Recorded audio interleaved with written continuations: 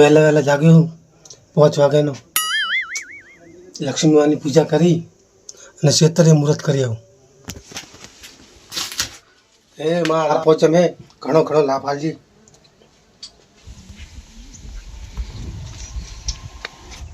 હે તુલસી માતા આજ લાભ પોચે મેં ઘણો ઘણો લાભ આલજી.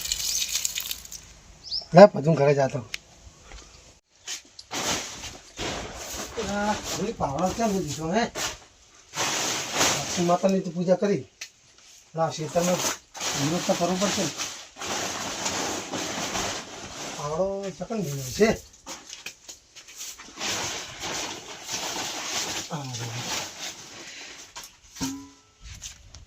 અલા દસકા આ લાજ પકન હે મુહૂર્ત નહીં કરવાનું.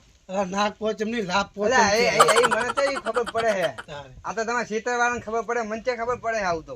આ જો હું ઘરે પૂજા કરીને આવ્યો, ભગવાનની પૂજા કરી, લક્ષ્મી માતાની પૂજા કરીને આવ્યો. હવે ખેતર મુહૂર્ત કરવા જાવ. મુહૂર્ત કરવા જાવ એમ. ઓય આજ લાભ પોચમ નહીં. હા તારે તમારે શેનું આયોજન બધું? અમારે તો કોઈ નહીં, અમારે તો હવે મજૂરે જવાનું છે, બીજું કોઈ હે નહીં અમારે તો. તમારે જે જમીન હે અમારે. ના ના મજૂરી તો કરવી પડે ને.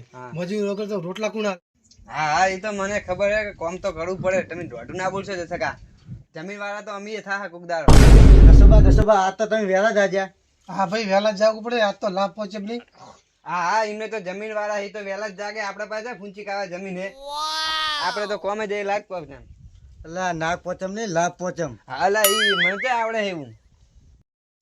આપડે તો ગામમાં જઈને કામ કરવાનું ઈ લાગ પચે મે. હડે આપડે તો હડો હડો ને કે 150 રૂપિયા ભાવશું ને કે કશું નહીં ભાઈ. હા સારું સારું જો તમે મારે ખેતરે મુહૂર્ત કરવા જવાનું છે.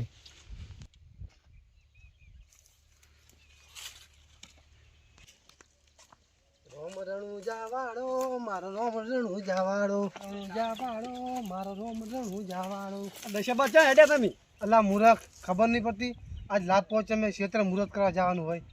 હારું હડો તાર હું મુહૂર્ત કરવા ભેગો આવું. મેં કુદાડો આવ્યો જીવલો નહીં ને મુહૂર્ત કરતા જોયેલું નહીં આપણે, એટલે હડો તમારે ભેગો હું આવું. તારા બાપે કુદાડી મુહૂર્ત કર્યું હતું ને તે જોયું હોય.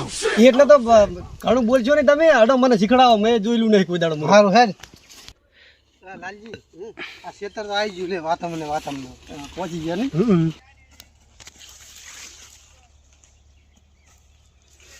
હે ધરતી માતા આ ઊંધી લાભ આલ્યો હોય અને હાલતી રહેજી માં. અને બધું મુહૂર્તમાં આ સંપલ ને બંપલ કાઢવો પડે. કાઢવા તો પડે ને. બૂટ કાઢવું પડે. તમે તો કોદાળ જિંદગીમાં મુહૂર્ત નથી કર્યું છે. તમે તો જોયું હોત તાણ તમને ખબર હોય ને. જોયું જ નહીં. હારું તું ભરે હું મુહૂર્ત કરી નાખું. તું જો. હા